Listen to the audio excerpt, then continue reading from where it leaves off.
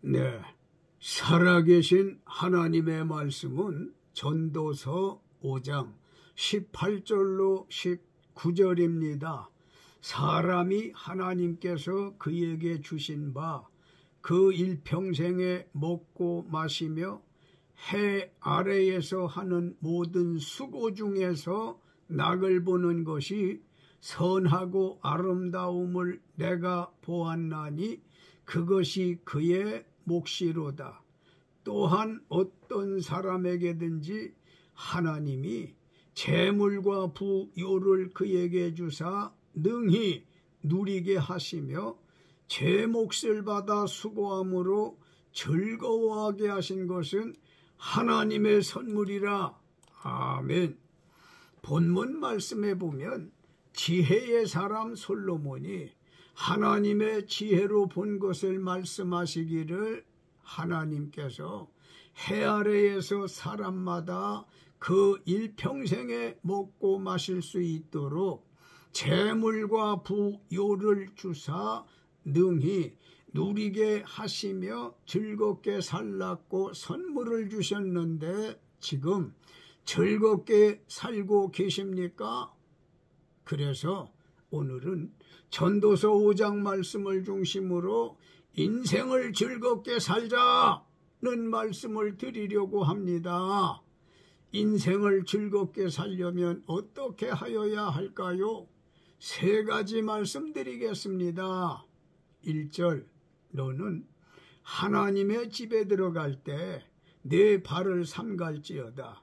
가까이 하여 말씀을 듣는 것이 우매한 자들이 죄물 드리는 것보다 나으니 그들은 악을 행하면서도 깨닫지 못함이니라. 아멘.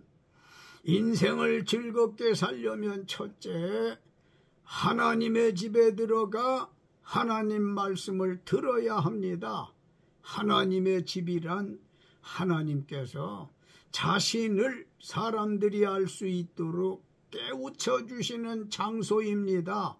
구약 때 하나님의 집이란 이스라엘 백성이 출애굽하여 약속의 땅 가나안으로 이동하면서 예배할 수 있는 성막을 뜻하며 하나님의 집인 성막에 들어가 들은 말씀은 뭘까요?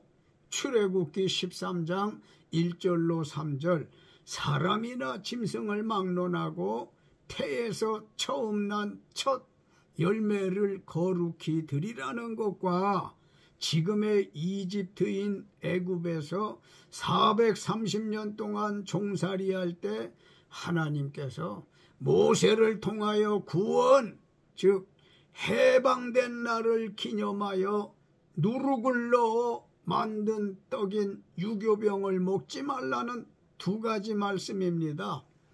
출애굽기 13장 21절로 22절, 이스라엘 백성들이 하나님 말씀을 듣고 에담 사막 뜨거운 광야에 장막을 쳤을 때 여호와께서 낮에는 구름 기둥으로 시원하게, 밤에는 불 기둥으로 따뜻하게 인도와 보호 가운데 탈 없이 젖과 꿀이 흐르는 약속의 땅 가나안에 입성하게 하셨습니다. 신약 때 하나님의 집이란 교회인 예배당을 뜻하는데 사도행전 1장 4절, 부활하신 예수님께서 예루살렘을 떠나지 말고 아버지의 약속하신 성령을 기다리라 는 말씀을 들은 120명의 신도가 사도행전 2장 1절로 4절 하나님의 집인 마가의 다락방에 모였었는데 한 사람도 빠짐없이 약속하신 불성령을 받고 전도하여 오늘날 전 세계에 복음이 전파된 것입니다. 인생을 즐겁게 살려면 하나님의 집에 들어가 하나님 말씀을 들어야 한다는 말씀입니다. 2절, 너는 하나님 앞에서 함부로 입을 열지 말며 급한 마음으로 말을 내지 말라. 하나님은 하늘에 계시고 너는 땅에 있음이니라. 그런즉 마땅히 말을 적게 할 것이라. 아멘. 인생을 즐겁게 살려면 둘째, 하나님 앞에서 말 조심해야 합니다. 인생을 즐겁게 살려거든 말 조심해야 한다는 말씀은 하나님 앞에서 함부로 입을 열지 말며 급한 마음으로 말을 내지 말라. 하나님은 하늘에 계시고 너는 땅에 있음이라.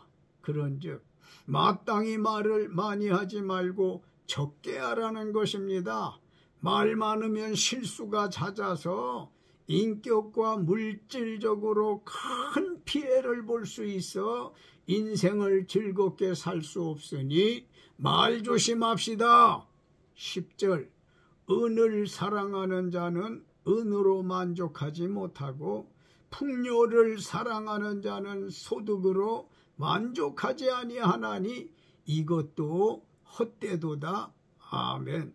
인생을 즐겁게 살려면 셋째, 은, 즉 돈보다 하나님을 먼저 그리고 더 사랑해야 합니다. 하나님보다 돈을 더 사랑하기 때문에 주일 성수 못하고 11조 못 드리는 건 아닙니까? 결론입니다. 하나님은 모든 사람에게 즐겁게 살라는 선물을 주셨는데 즐겁게 사십니까? 만일 즐겁게 살지 못하신다면 그 이유는 하나님의 교회에 들어가 말씀 듣지 않았거나 말 조심 안에 말 실수가 많았거나 하나님보다 돈을 더 사랑했기 때문일 것입니다.